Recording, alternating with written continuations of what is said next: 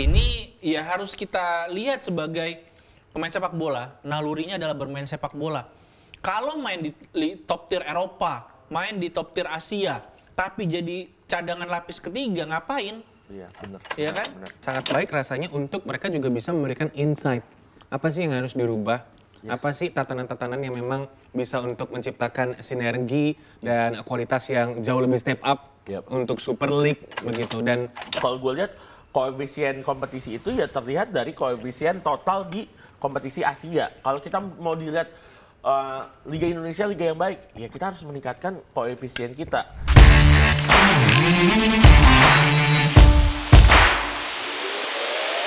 setelah kita melihat beberapa tim-tim papan atas berhasil mengamankan 3 poin di laga pembuka paruh musim kedua, kita akan menuju ke pertandingan pekan 19 dan yakin banget gue kalau tim-tim yang ada di papan atas baik Persib, Persija dan juga Borneo FC tetap akan berburu kemenangan. Kita bahas langsung di Gibah Bola. Masih sama kita trio Persija yang baru ya. Waduh, Siapa yang baru? Aledin, Paulo Ricardo, Gua Sen. Lu Aledin. Aledin gua. Gua Gustavo Almeida gua. Ya kan itu yang lama. Oh yang lama itu ya? Yang lama, yang baru dong. Fajar Yang baru. Fatur Fajar. Gua berarti Sen Patinama. Gue Fajar Fatur Ivan Jenner. Yeah. Ivan Jenner belum ya? Sorry, Belum, sorry, Ivan sorry. Jenner belum. Kemarin Fajar Fatur Dari kemarin nih episode kemarin nih Fajar mulu. Fajar terus, Fajar terus. Tapi ini kita bahas langsung aja ya di awal kita ngobrolin soal Super League ya di 2025-2026 pada musim kedua yang panas bukan hanya sekedar persaingan di papan atas dan juga di setiap pertandingan-pertandingan aja, tapi juga yang saat ini tengah dinanti, yaitu adalah ini menjelang penutupan bursa transfer musim hujan, Pak. Iya, bentar lagi ya. Iya, bentar lagi.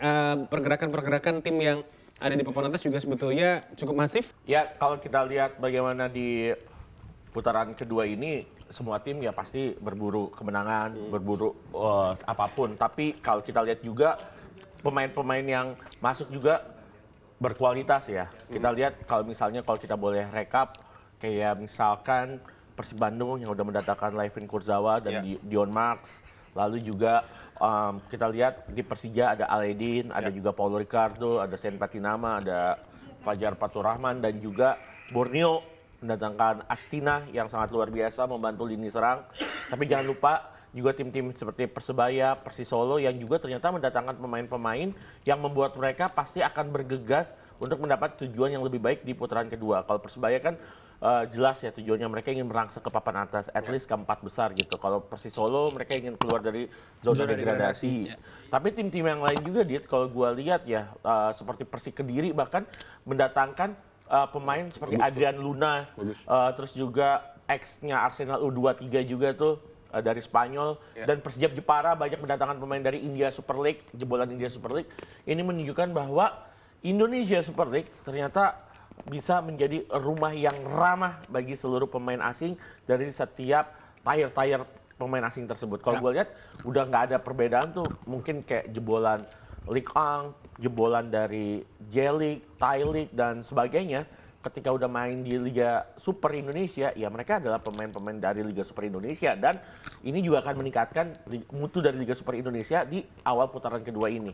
Iya, dan itu juga tentunya memang membuktikan apabila Liga Indonesia ini seksi begitu sebetulnya, bukan pasti, hanya sekedar nilai kontrak saja, tapi juga bagaimana pemain yang direkrut ini kan atas pertimbangan yang betul-betul baik ya dari setiap tim dan tidak terkesan terpaksa untuk merekrut pemain dengan nama bintang atau nama besar, tapi juga disesuaikan dengan kebutuhan tim. Itu yang penting. Itu pastinya. paling penting.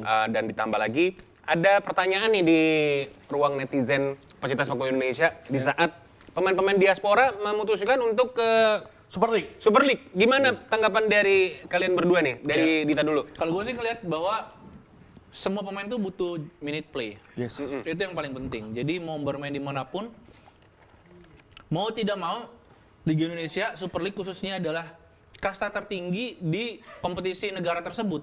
Artinya level of kompetisinya tuh udah paling tinggi. Sehingga mereka bisa tadi match fitness-nya juga terjaga, kemudian juga sentuhannya terjaga, bagaimana dia bisa improve dan dengan kuota pemain asing yang sampai 11 bahkan diisi oleh pelatih-pelatih asing juga di Liga Indonesia itu menambah hasanah taktik, sistem bermain sehingga pemain-pemain diaspora ini juga akan banyak menemui dan juga menghadapi berbagai macam taktik yang akan mereka bawa juga nanti ketika menggunakan seragam Garuda. Ini ya harus kita lihat sebagai pemain sepak bola, nalurinya adalah bermain sepak bola. Kalau main di top tier Eropa, main di top tier Asia, tapi jadi cadangan lapis ketiga, ngapain? Iya, benar. Iya kan? Benar.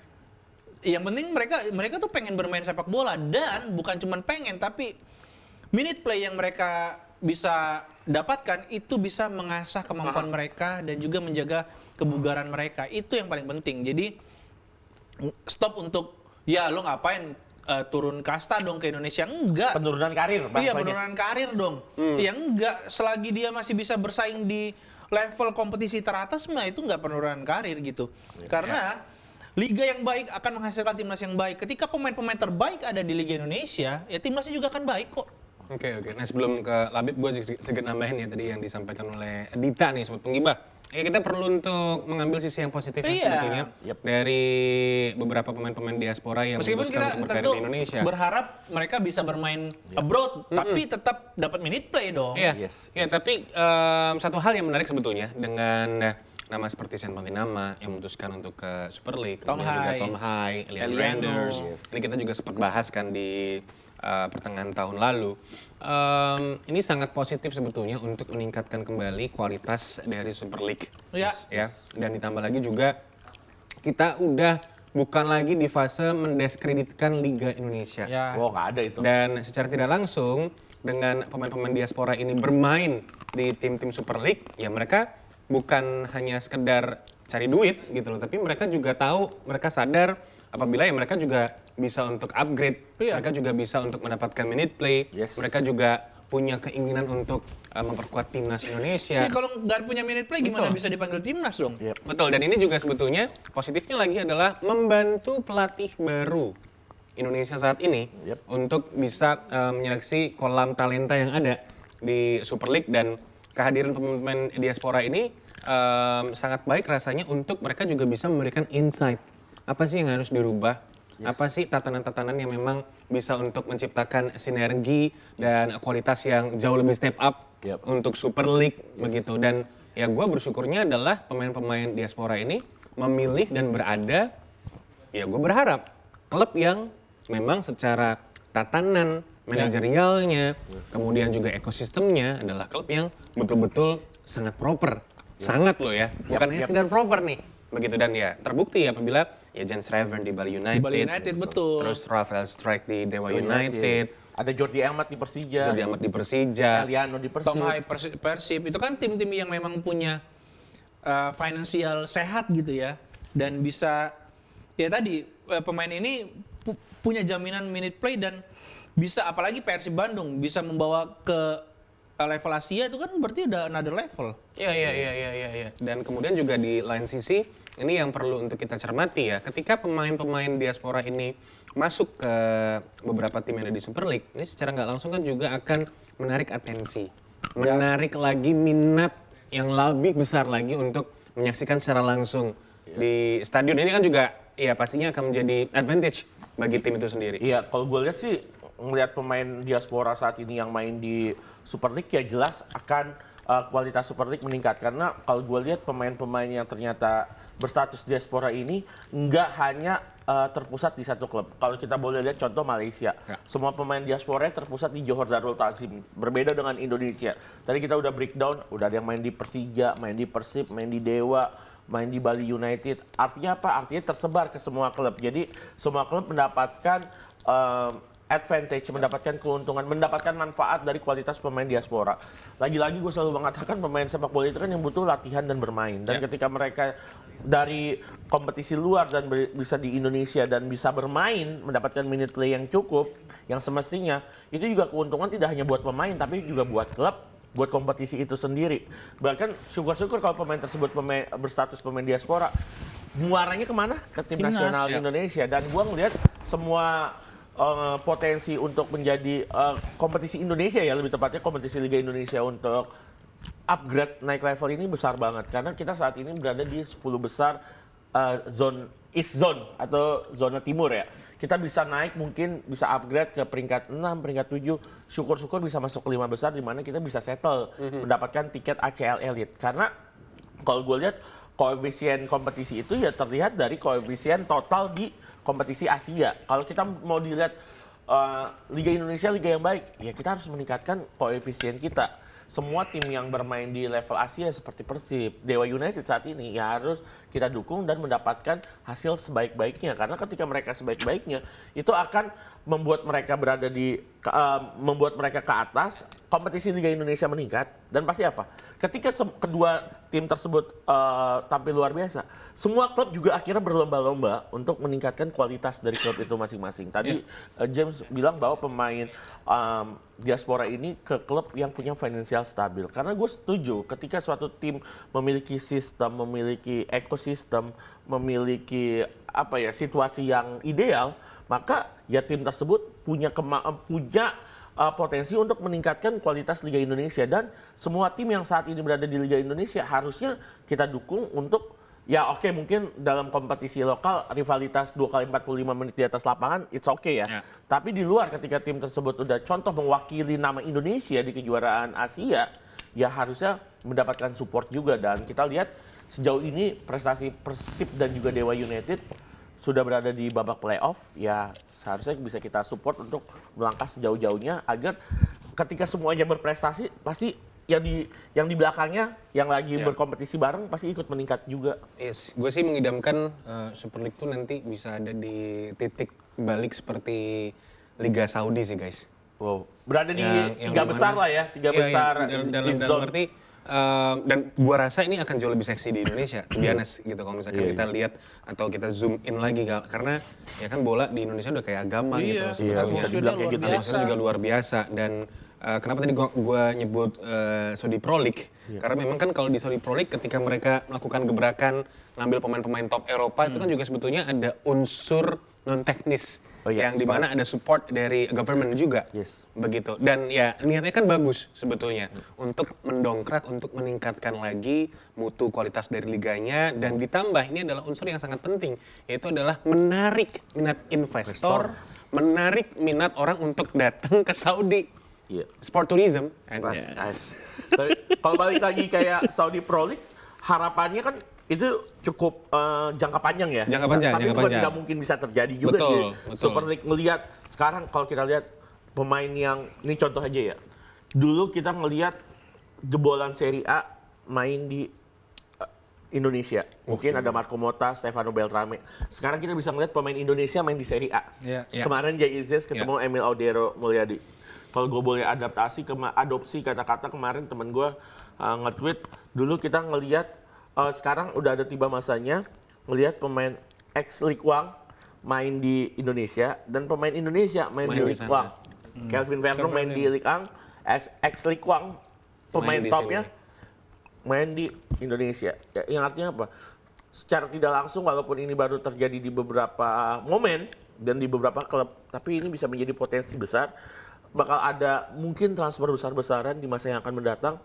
Nggak hanya tim-tim besar kayak Persib Bandung, Persija, Persebaya, Borneo juga yang melakukannya. Mungkin nanti kita akan terbiasa tim-tim kayak Persija Jepara yang bisa mendatangkan pemain ex La Liga.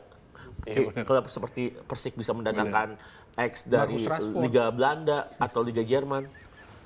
Itu bisa terjadi loh. Bisa terjadi dan kita ngelihat apapun yang positif harus kita support. Jangan kita diskreditkan. Iya. Itu sih yang penting ya, apapun itu apapun itu perubahannya kita perlu untuk mensupport. Jangan jadi malah mendiskreditkan satu dan lain hal begitu ya. Apalagi untuk pemain diaspora yang memutuskan melanjutkan karir di Indonesia, kita perlu untuk memberikan support kepada mereka juga. Ya, tapi mungkin kalau pemain diaspora tersebut ternyata kita syukur-syukur pemain diaspora tersebut mendapatkan minute play dan tetap keep playing abroad, kita akan mendukung ya. Sepertinya Verdong, Hapner, Jay Izzes, Emil Audero dan Marcelino, Bagot gitu dan nama lainnya. Tapi kalaupun harus kembali ke Indonesia ya mereka mendapatkan fasilitas yang baik dan mendapatkan kompetisi yang berkualitas juga. Dan gua nggak masalah. Yes. Ya, dan apalagi juga kan akan ada kemungkinan lagi nanti di masa depan ya.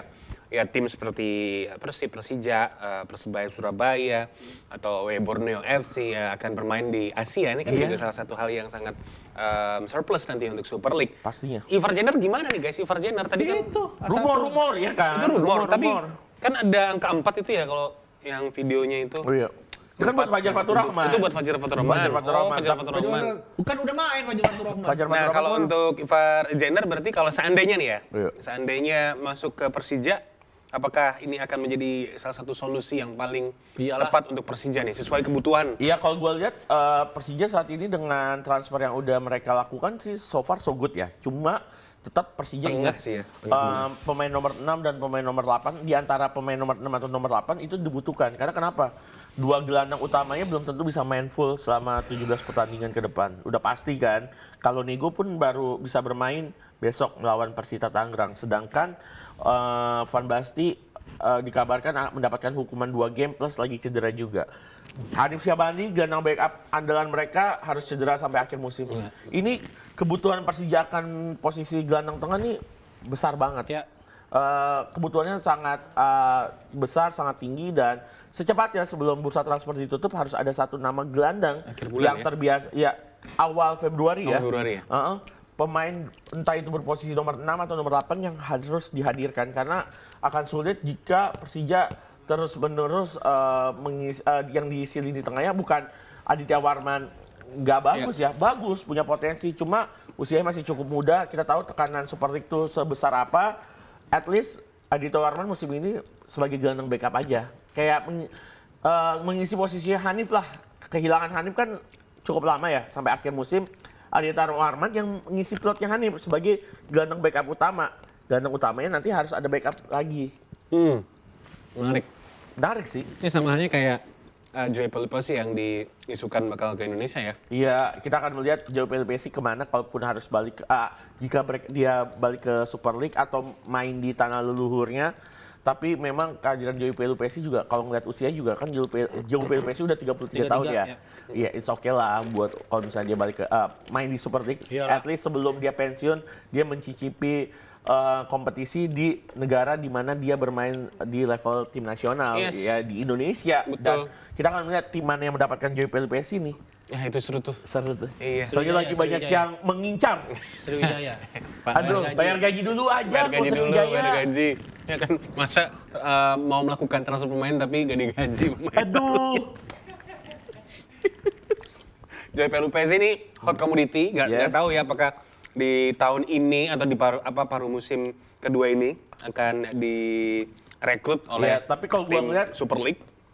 Karirnya dia di SK Lommel, klub Liga 2 Belgia, ini bagus banget. Dia ini andalan dari SK Lommel. Dia ini menjadi bagian penting dari tim SK Lommel yang lagi mau promosi ke Liga 1 Belgia. Jadi menurut gua akan sulit jika kecuali ada angkanya yang masuk ya. Ada angka lagi tuh yang masuk ke SK Lommel buat SK Lommel melakukan transfer Tebusan ya? menebus kontrak dari Joey Pelipesi agar SK Lommel bisa mendatangkan pemain pengganti. Tapi kalau gua ngeliat sih secepat-cepatnya Joey Pelipesi kalau main di Super League Indonesia musim depan 2026-2027. Tapi kalau misalnya ini ketika kita tag dan rilis ternyata Joey Pelipesi bermain di Indonesia, diumumkan sama klub Indonesia, top banget pemain yang bisa ngedatengin Joey Pelipesi. Berarti dia ada angka yang cukup besar yang digelontorkan untuk mentransfer Joey Pelipesi untuk main di Super League. Karena gue juga feeling bukan hanya sekedar Joey Pelipesi sih sebetulnya dia. Ada Sandy Walsh. Iya, tapi Sandy Walsh di Buriram setelah lepas dari cedera udah balik lagi ke tim sih. Jadi Sandy Walsh mungkin juga musim depan sih. Musim depan. Mungkin. Tapi usia udah 31 tahun, it's okay lah. We'll see ya. Ya. Yang pasti memang appreciate buat tim-tim yang sudah melakukan persiapan dengan semaksimal mungkin, memaksimalkan bursa transfer musim hujan. Ya semoga bisa mendapatkan hasil yang diinginkan ya. Karena paruh musim kedua di Super League ini betul-betul adalah paruh musim yang sangat panas, sangat menegangkan juga pastinya apalagi untuk tim-tim yang ada di papan bawah. Ini kan kita bahas ya, di mana ada pertandingan yang akan tersaji nantinya di pekan ini yang mempertemukan antara Persis menghadapi Persib. Wah, Persib. Kemarin ada yang Ada yang lemes banget tuh, Mas Kaisang lemes ya. Pas Persis kalah Pas Persis kalah lawan Borneo. Borneo, tapi lawannya Borneo sih. Dan dia akan menghadapi Persib Bandung, tim Yes. papan atas lainnya. Yes. Event di Manahan. Gila berturut-turut peringkat 1, peringkat 2. Iya, peringkat 2, peringkat 1 dulu ya. Kayak MU kemarin. Waduh, Dia menang. MU. Oh iya pakai MU lagi. Pakai MU lagi loh. Ya Allah, ya udah nih dipos-posin ya. Pos-posin. Kita Selagi senang. menang. Iya, kita senang. Jangan MU-nya Madura United ya. Iya, iya. Kalau Lagi nggak Malut kalah. United MU-nya ya. Ini Manchester United. Ya Iya, lanjut ya. lanjut. Ngeliat Persis kemarin dengan Mas Kaisang yang turun gunung dalam tanda kutip, akhirnya Persis juga melakukan rombakan luar biasa juga. Ini Persis yang tadi kita sempat singgung di awal bahwa Persis juga melakukan transfer yang luar biasa. Kalau gue bilang YBBA yang balkan-balkan aja dengan pelatihnya Milomir Seslia asal Bosnia Herzegovina ternyata melepas Adriano, melepas Jordi Tutuarima, melepas Banyak loh. pemain terbaik dari Cibinong Cup yaitu Zulfami Arifin, mantan gelandang timnasnya Singapura. Ini Gianluca Pandeunyu juga. Iya, ada beberapa nama yang dilepas ya. Gianluca juga ya? Gianluca juga. Karena ada kiper baru masuk Iya, ya, kiper Serbia. Gue ngeliat ini bener-bener pemain asing dari Balkan. Balkan semua ya? Balkan Serbia 3, 4 bahkan infonya. Kroasia nggak? Kroasia. Oh, Kroasia 1, betul. Oke. Kroasia 1, Balkan Serbia 3. Gue ngeliat ini berarti memang keinginan dari coach Milomir Seslia juga melihat perekrutan terutama pemain asing di putaran kedua. Kita akan melihat kemarin pas lawan Borneo sih gue nanya sama salah satu supporter Persis, mereka cukup puas. Biasanya kalau ngelawan tim papan atas 5 besar ke atas tuh udah kalahnya telak tuh Persis. At least 3 gol masuk tuh. Apalagi main di Manahan kemarin ternyata cuma kalah 1-0 dan bisa melakukan perlawanan yang cukup signifikan. Artinya ada perubahan pelan-pelan dan kita akan melihat apakah bisa memberikan surprise di laga melawan Persib Bandung yang dimana kemarin Persib Bandung udah mengumumkan 2 pemain asing baru mereka. 1 pemain asing dan 1 pemain heritage. Dan gue mau melihat pemain-pemain yang kemarin mendapatkan sorotan apakah bisa membuktikan di laga tersebut. Ya, itu menarik sih sebetulnya. Dan, nah, lu lihatnya Persis dulu ya. Persis, bagaimana nih, Dit, kan lu ngerasain yang lihat tim lu ada di papan bawah, yang masih nggak enak banget tuh. Dan ini kan sekarang Persis di papan bawah nih, Dit. Lawannya langsung Persib, kemarin habis kalah Borneo FC. Ya ketika dia mendapatkan kekuasaan di Indonesia, maksudnya Persis Solo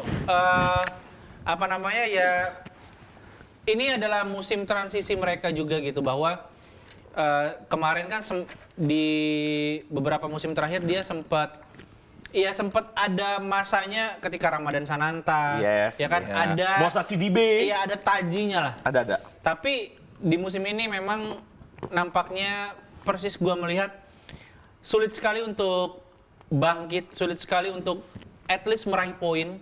Ya. Bahkan kayaknya gue merasa bahwa Persis adalah satu klub yang akan lebih dulu degradasi.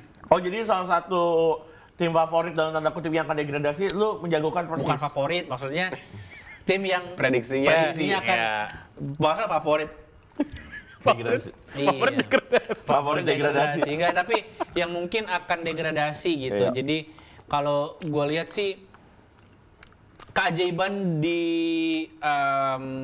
transfer musim dingin, transfer musim hujan ini akan harusnya bisa dimaksimalkan sehingga bisa membawa perubahan dan juga segera mengejar ketertinggalan mereka di klasemen. Iya. Dan kuncinya adalah ketika mereka bisa mendatangkan pemain yang tepat guna.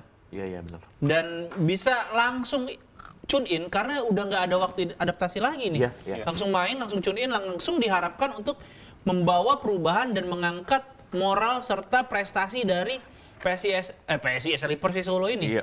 Sehingga ya tadi PR-nya adalah di scouting di tim manajemen untuk mencari pemain yang benar-benar bisa langsung tune in dan sesuai sama kebutuhan pelatih. Iya, itu adalah challenge-nya ya sebetulnya ya. Dan gue sepakatnya adalah tidak ada waktu lagi sebetulnya nggak ada ketika langsung. Manajemen dan juga pelatih merekrut pemain, apalagi juga pemain asing, karena kan ya kadang lucunya tuh di situ ya. Pemain asing kan di liganya mungkin bagus, tapi ketika di Indonesia ternyata Iya.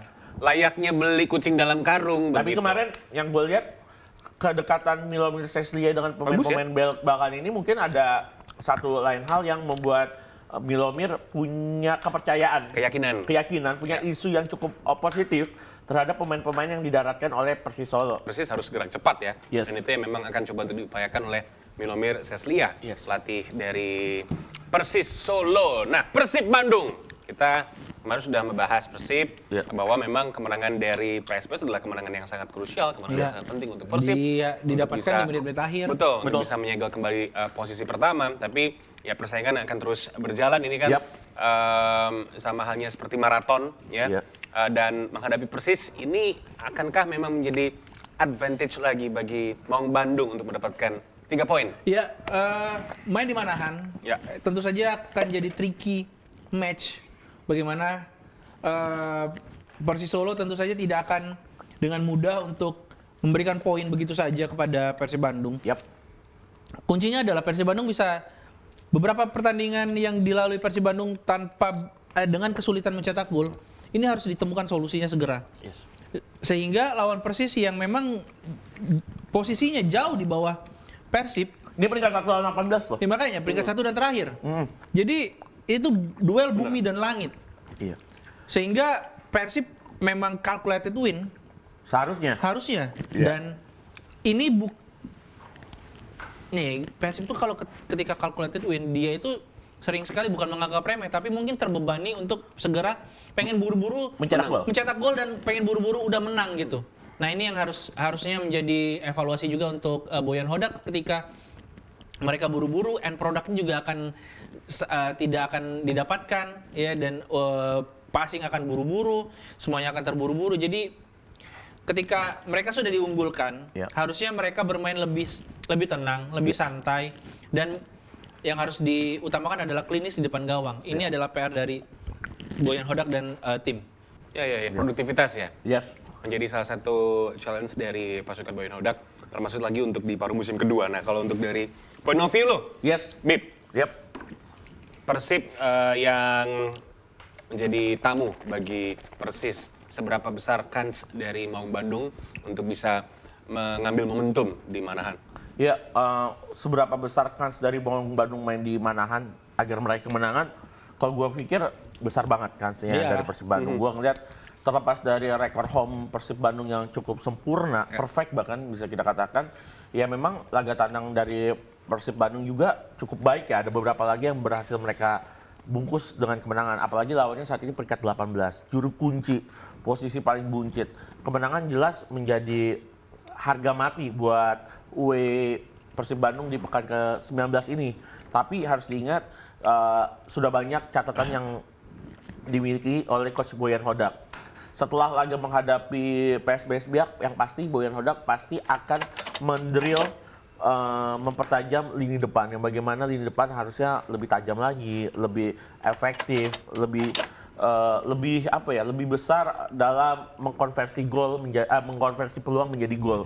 Itu yang harus dilakukan oleh Coach Boyan Hodak. Ini terlihat banget 2 game oke, Persib Bandung mendapatkan 2 kemenangan, tapi golnya plus 2. Maksudnya 1 gol di 2 pertandingan tersebut.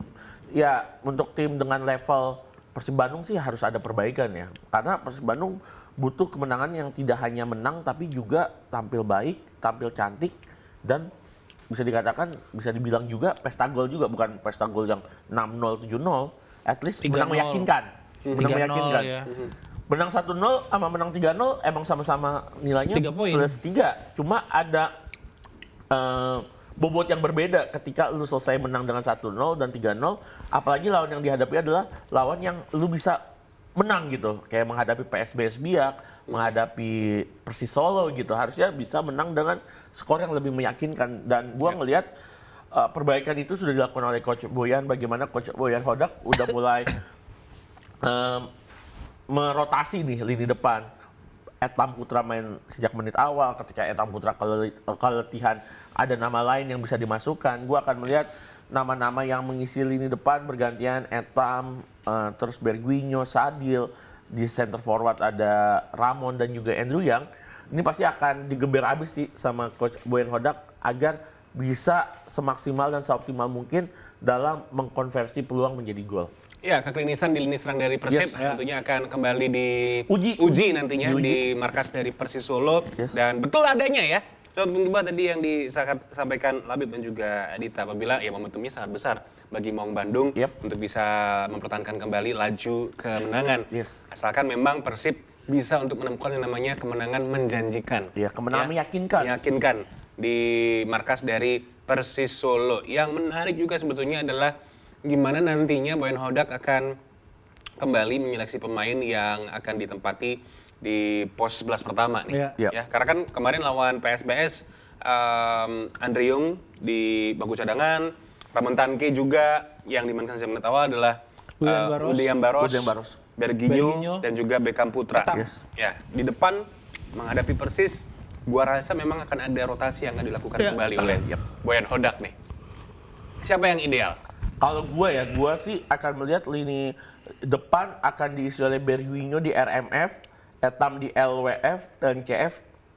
Gue ngelihat kemungkinan besar Ramon Tanke. Ramon Tanke ya? Kalau gue ya. Iya. Gue juga melihatnya gitu sih.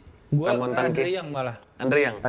Sayap kanan, sayap kirinya tetap sama. Atau Etam akan, tapi Etam lagi perform sih sejak lawan Persija.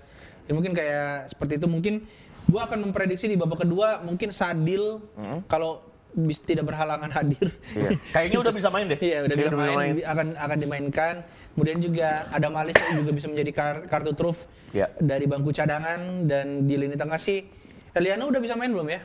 Eliano kemungkinan besar udah. Eliano mungkin akan bersama dengan Lucho dan juga Tom Hai. Karena Marco kayaknya ada cedera, ada masalah ya. Ada knock ya di situ ya. Gitu.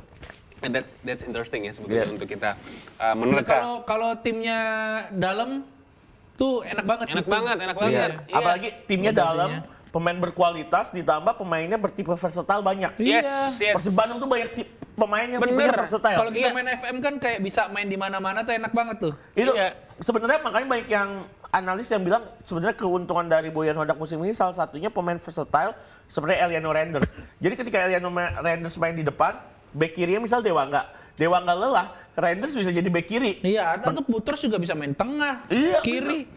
Makanya pemain versatile berkualitas ya bakal ngebantu suatu tim dan itu yang terjadi terhadap timnya Boyan Hodak musim ini. Apa yang harus diwaspadai Persib dari tuan rumah Persis Solo nih, Bib? Ya, elemen out surprise dari Persis Solo jelas kehadiran pemain-pemain baru ya. Gue lihat kemarin pemain-pemain baru belum kebaca, tapi main fine pas lawan Borneo FC. Ini pemain-pemain yang punya punya pet career yang cukup baik di liganya masing-masing. Jadi ditambah pemain yang sudah paham Persib itu mainnya seperti apa, pemain lokal ya. Seperti mungkin Altaf Indiereski, terus juga ada ya nama-nama lain lah dari tim Persis Solo yang menurut gua bisa menjadi masalah buat Persib Bandung. Tapi so far kalau Persib Bandung mainnya tetap dengan skema yang diterapkan oleh Boyan, lebih mengutamakan kekuatan di pertahanan, kayaknya sulit bagi Persis Solo jika tidak punya kreatif merchant untuk membongkar pertahanan Persib Bandung. Iya, kalau gua melihatnya ini ya, Kodai Tanaka ya. Kodai, salah satu pemain yang menurut gue ya rekrutan terbaik sejauh ini yang dimiliki oleh Persis Solo. Selain itu ada Gervin Castaner juga. Castaner ya. Ya gua ngeliat sih Kodai Tanaka sama Castaner jika dimainkan juga bisa memberikan masalah. Castaner juga kita tahu musim lalu bermain untuk Persib Bandung. Betul. Walaupun tidak full season ya, tapi musim ini mendapatkan gol yang cukup banyak. So far Castaner pemain yang bakal main di Piala Dunia 2026 ini sudah mencetak 4 gol ya buat Persis Solo bersama Tanaka 18 game 7 gol. Gua rasa 7 gol ya, benar. Iya, dua nama ini bisa menjadi penghalang sih kalau Persib jika tidak efektif dalam menyelesaikan peluang mereka akan ada punishment dan kedua pemain tersebut siap memberikan hukuman. Itu yang harus diwaspadai oleh Persib Bandung. Oke, kita kasih prediksi dulu nih sebelum kita menuju ke pertandingan yang selanjutnya akan kita bahas. Persis versus Persib, berapa Dit? 2-0 Persib. 1-2 Persib. 1-2. Gua 1-3 untuk Persib Bandung. Jadi Persib bisa 3 poin. Mengamankan 3 poin. Ya, bukan berarti kita mendiskreditkan Persis tidak, tapi kita melihat momentumnya untuk saat ini. Melihat kondisi memang anginnya lebih ke Maung Bandung di 2 laga awal dari paruh musim kedua. Dan sama halnya kalau kita bicara tim papan atas yang berburu kemenangan adalah Persija Jakarta ya. Menghadapi Persita Tangerang. Ini adalah tantangan nih. Obstacle bahkan sebetulnya kalau yang gue cermati dari Mauricio Souza nantinya menghadapi Persita dengan nahkoda yang merupakan ex dari Macan Kemayoran. Ya, kalau gue lihat Persita Tangerang lawan Persija Jakarta ini big match. Big match? 19. Ya. Persita saat ini berada di peringkat 5, 31 poin. Persija di peringkat ketiga dengan 38 angka. Gua rasa main di Indomilk Arena ini nggak pernah mudah. Iya. Sejak tahun 2022-2023 main di Indomilk Arena, prestasi terbaik Persija hanya bermain imbang musim lalu 0-0 dengan Persita Tangerang.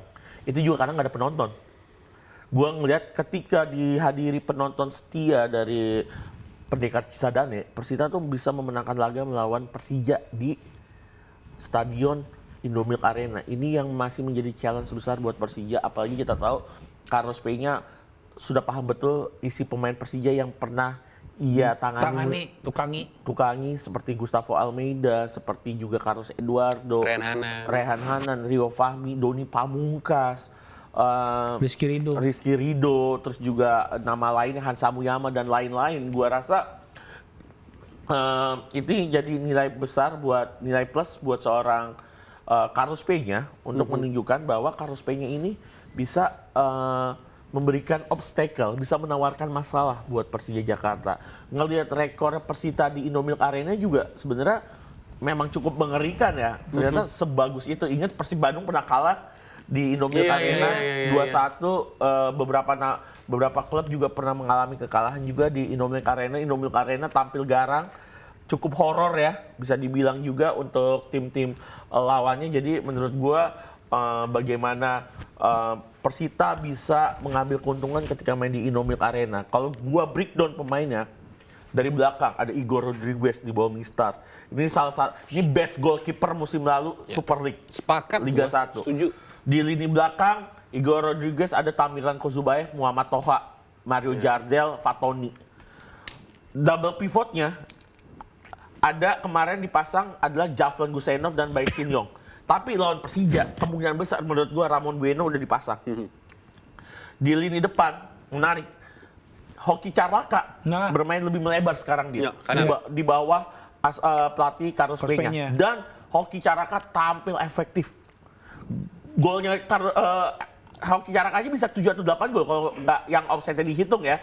Artinya kan dia bisa memberikan problem gitu buat pertahanan lawan kan. Berbeza, yang udah paham banget sepak bola Indonesia bersama Bali United, Persita Tangerang sekarang. Terus ada Raiko Rodriguez. Kirinya ya? Kirinya. Ini Ronald Fagundes. Aduh, itu bukan. Persi Kediri juga sih. Robby Gaspar. Robby, ya aduh.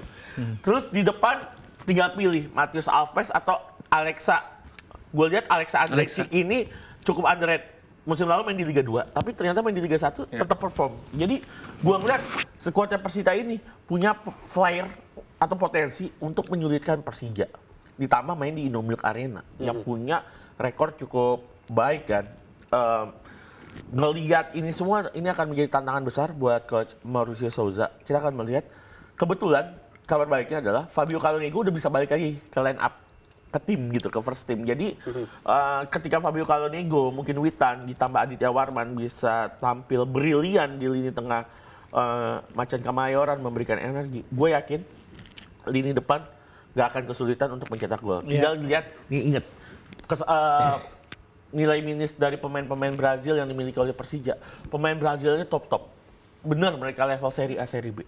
Cuma harus diingat, emosi mereka ini yang gampang kepancing. Iya.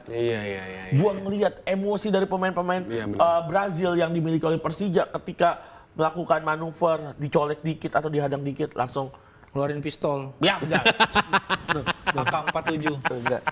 Cukup ini reaktif, Dit. Iya. Maksud gua hal-hal tersebut kan malah merugikan tim Persija Jakarta. Buat apa emosi lu kepancing? Dan ditambah kalau bicara egois nih, pemain-pemain Brazil banyak suara seperti itu. Cuma gua lihat itu kan insting mereka sebagai seorang pemain yang berada di lini depan ya. Seorang striker kan pasti rata-rata instingnya ya pasti ingin mencetak gol. Tapi mereka tahu kapan harus mengoper, kapan bisa mencetak gol, kapan harus melakukan tusukan, kapan harus bagi bola. Itu tinggal bagaimana Souza mengasah pemain-pemain yang ada di lini depan. Tapi kalau concern gue pribadi adalah pemain-pemain asing Persija yang berpaspor Brazil ini jangan mudah kepancing, jangan mudah emosi dengan pancingan yang dilakukan oleh lawan. Persija beberapa kali pemain-pemain Brazil ini kepancing oleh gerakan pancingan dari lawan. Bruno kemarin kena, terus sebelumnya Alano juga kena. Gua rasa ini juga menjadi taktik lawan karena udah mengenal pemain Persija, gampang nih kalau kepancing. Lu tarik aja celananya atau lakukan pelanggaran aja tipis aja mereka kepancing. Maksudnya sabar, jangan terlalu mudah terprovokasi oleh ulah lawan karena itu bisa menjadi backfire buat para pemain Persija itu sendiri. Iya, dan yang perlu diingat adalah ini adalah big match ya. Tadi yang disampaikan Labib betul adanya. Big match kan biasanya syarat akan gengsi. Yes. Kemudian juga Ini derby dan Mogot Yes, namanya. ini derby Danmogot. Iya lagi Danmogot ya. Iya. Ini derby yang ada di Jabodetabek nih. Iya, Ya. Jakarta Barat. Jakarta Ini Barat. derby 021. 021. Iya. Benar. Bat B masih. Iya, masih Iya. 4B 021. Jadi memang apa yang perlu untuk diwaspadai oleh Persija Jakarta juga selain memang mewaspadai technical things ya dari Persija Tangerang, tapi Yap. juga diri sendiri dari Betul. pemain-pemainnya. Musuh utamanya malah diri sendiri. Wah, anjay. Karena ya ini bisa akan syarat akan kartu. Bisa, Ya. apalagi kalau pemain-pemain Persita udah paham nih, kasih tekanan aja, tekanan yang cukup intimidatif. Gua rasa pemain Persija kalau tidak bisa menjaga emosinya, bukan tidak mungkin mendapatkan kartu peringatan dari wasit. Ya, apalagi juga di pertandingan sebelumnya kan di saat Persita memulai kembali perjalanan di paruh musim kedua, mereka ditahan imbang Bayangkara FC. Ya. Oh, yep. 1-1. Jadi memang ya ada ambisi tersendiri Ya. dari Carlos Peña, pelatih Persita Tangerang untuk bisa mendapatkan kemenangan lah. Seenggak-enggaknya ini bisa menjadi boosting dari Persita Tangerang ya. Ya. Bahan bakar lagi untuk persaingan yang ada di paruh musim kedua. Persija dengan perubahan yang ada, Dit, menghadapi Persita Tangerang ini challenge selanjutnya setelah kemarin menang lawan Madura United. Ya, challenge yang paling utama adalah bagaimana Persija bisa menemukan Maxwell atau Alano di lini depan.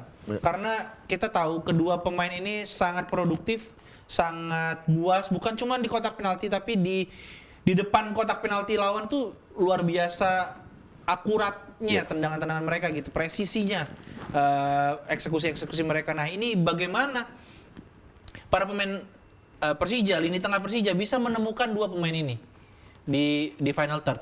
Karena tadi kita tahu bahwa entah itu scoring, entah itu cedera, lini tengah Persija ini sangat-sangat minim saat ini. Iya. Minim squad ya. Iya, karena Bukan kemarin minim kan potensi, banyak yang tapi- absen. Iya betul, karena absennya tadi. Nah, ketika bisa solve ini, entah itu misalnya nanti Doni tadi main lebih advance, atau misalnya nanti Witan yang memiliki football IQ bisa dimaksimalkan, nampaknya Persija punya cara untuk membongkar pertahanan Persita. Tapi Persita yang ditukangi oleh Carlos Peña, tadi Labib juga mengatakan bahwa Carlos Peña ini sudah cukup tahu pemain-pemain yang saat ini bahkan menjadi tulang punggung dari Persija. Jakarta. Menarik gitu. nih, menarik. Nah, ini menjadi kunci ketika Carlos Peña, kita akan melihat inisiasi apa yang dia lakukan di adjustment apa yang dia lakukan di babak pertama nanti.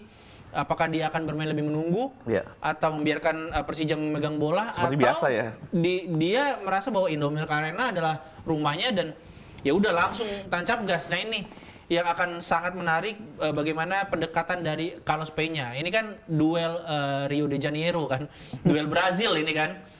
Maksudnya pemain-pemainnya dan juga pelatihnya juga sangat Amerika Latin gitu. Jadi ini akan banyak trik, banyak intrik, dan juga kalau menurut gua tadi setuju apa yang dikatakan Labib bahwa kalau misalnya para pemain Persija tidak terpancing dan bermain lebih tenang, kayaknya Persija bisa setidaknya bermain unggul dibanding Persita Tangerang. Iya, kalau gue lihat sih keangkeran dari Persita Tangerang, keangkeran dari Indomilk Arena, jika pemain Persija bisa mengalahkan diri mereka sendiri, bukan tidak mungkin Persija bisa mengambil advantage, mendapatkan keuntungan di laga tersebut, entah itu dengan mencetak gol, bahkan bukan tidak mungkin mendapatkan result terbaik yaitu +3 di akhir pertandingan. Oke, ini Tapi juga feeling gua Kayak Persita ada kemungkinan sih, Persita. Iya. Gue juga Sedikit, lagi. ya. Karena memang ini yang tadi gue tiba-tiba kepikiran, ini menarik banget. Iya.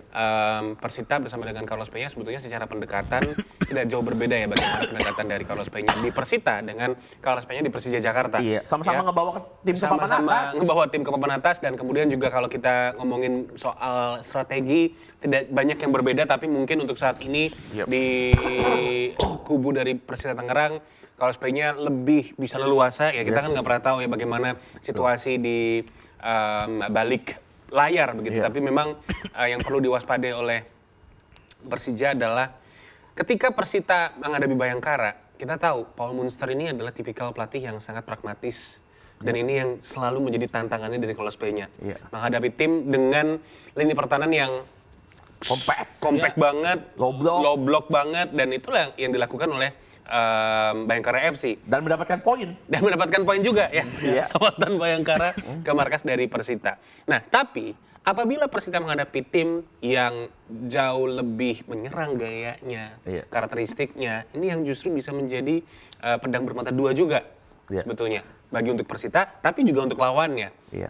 Kalau gue lihat sih tinggal gimana Persija bisa efektif aja di lini depan. Semakin lama Persija tidak mencetak gol Iya. di laga tersebut ya, ketika sudah mendapatkan beberapa peluang, bahkan peluang emas sekalipun, ini bisa menjadi masalah karena Carlos Peña bisa balik menghukum pertahanan Persija melalui serangan cepat yang diinisiasi oleh Reiko Rodriguez dan juga Hoki Caraka plus keterampilan dari Eber Besa. Ini tiga pemain yang benar-benar bisa memberikan Iya. masalah buat Persija Jakarta, apalagi Eber Besa udah paham betul cara mainnya Persija, paham betul cara mainnya sepak bola Indonesia.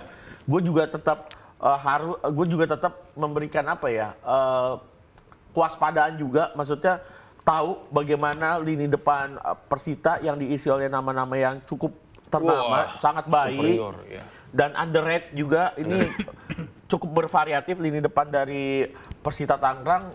So gua harap pertahanannya Persija nggak lengah, itu paling utama. Karena ketika nanti main bertahan pasti ada pos-pos yang hilang, maksudnya nggak dijaga oleh pemain semestinya gitu. Jadi gua rasa ketika para pemain Persija keluar dari posnya, keluar dari sarangnya, gue tahu Persita bakal main counter attack, bakal bermain transisi. Tinggal bagaimana adjusting atau penyesuaian dari coach Mauricio Souza menghadapi serangan balik dari Persita Tangerang yang diinisiasi oleh Hoki dan juga Reiko Rodriguez. Yes, hati-hati sama keklinisan dari Ilham Jaya Kesuma juga. Udah nggak ada, udah PNS. Iya, sorry. Oke. Zainal Arif. Jangan. Hari. Bisa aja Giman Nurjaman. Egy Melgiansyah. Aduh. Bisa aja abangnya Maman. Usep Munandar. Ya, Usep Munandar. Ya, Mukti Ali King. Iya, Raja. Raja. Oke, udah. Langsung aja prediksi ya guys. Prediksinya nih untuk Persita Tangerang menghadapi Persija Jakarta, big match yang ada di pekan ke-19 Ya, kalau dari gua, Super League. Kayaknya pesta gol sih. 2-3 menang Persija. Pesta gol 2-3. 1-1. Oke. Menang wasit. Nggak ada dong. Fire. 1-1. Draw. Gua 2-1 untuk Persita Tangerang. Nice. Yes. Beda semua nih. Beda. Ini seru soalnya, ini seru banget. Nyaman sekali itu teman saya tadi duduknya. Nyaman ini. Kalau lo gimana nih, Sobat Penggibah ya, kasih prediksi lo untuk pertandingan yang mempertemukan antara yang tadi kita bahas ada dua ya. Yes. Persis menghadapi Persib Persib. dan juga ada Persita Tangerang menghadapi Persija Jakarta. Yep. Dan jangan lupa juga untuk kasih masukan, insight Yep. untuk Gibah Bola karena kita di 2026 bakal ada beberapa gebrakan baru pastinya untuk menemani dan juga memberikan hiburan seputar sepak bola Indonesia kepada Sobat Penggibah. Thank you guys. Sama-sama, Ya, James. terima kasih juga untuk LED Yap. ya yang merupakan vendor dari terciptanya set yang luar biasa ini teman-teman ya. Yap. Thank you banget dan LED ini juga bergerak di broadcast, live streaming. Yap. Jadi ini salah satu gebrakan anyar juga bagi LED di awal tahun 2020. Episode berikutnya ganti set lagi katanya. Ganti set repot, lagi. repot tuh, ganti set, repot lagi. Ya kita setnya tematik lah. Iya. Ya. Tergantung ya? Ya tergantung. Kalau Tergantung ini kan sponsor. ini kan kayak kamar, ya Iya. kan kamar anak muda gitu. Nah besok Ntar kamar anak perempuan. yes, besok kayak apotek bisa juga gitu kan. Ya pokoknya menyesuaikan. Ngapain nggak nongkrong di apotek ngomongin Ngapain bola? ngobrol? Ngapain? Ngapain dia di apotek? Motivasinya apa, James? Di apotek ngobrolin bola. Alright, kalau begitu, Dita, kata-kata hari ini. Wah, langsung lagi. Waduh. Waduh, apa ya? Boleh. MU deh, MU. Kok MU? Jangan MU. Roasting. Apa ini, James? Gue belum nemu, jujur belum nemu. Labib deh, kata-kata hari ini, Bib. Apa? Kata-kata buat Persija nggak apa-apa Persija? Oh, buat Persija. Persija boleh. Ingat, ini adalah Persija Jakarta, bukan Persita Jakarta. Alright guys, see you. Bye-bye.